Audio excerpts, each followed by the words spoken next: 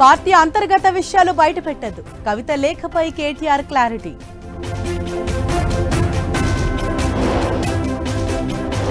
కవిత America నుంచి వచ్చే రోజే లేఖ బయటపడడం ఏంటి?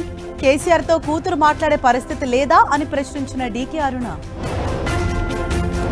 గుండి ఆస్ఫాబాద్ పెద్దవాగుపై తెగిన వంతెన, వరద ప్రవాహంలో కొట్టుకుపోయిన ఆటో డ్రైవర్ సేఫ్.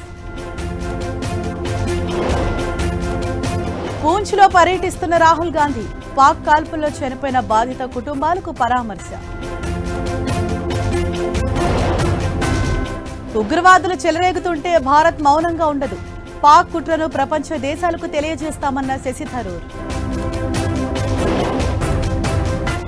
పాక్ ఉగ్రవాద చర్యలతో భారత్ 20,000 మందిని కోల్పోయింది.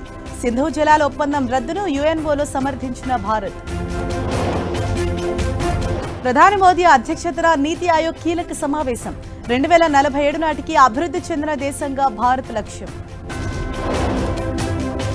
24 గంటల్లో కేరళను తాకనున్న నైరుతి, 16 ఏళ్ల తర్వాత త్వరగా వస్తున్న రుతుపవనాలు.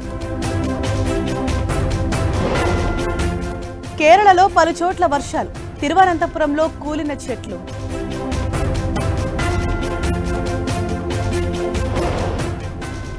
మదురైలో ఘనంగా ఫిషింగ్ ఫెస్టివల్, చెరువులో 5 గ్రామాల ప్రజల చేపల వేట.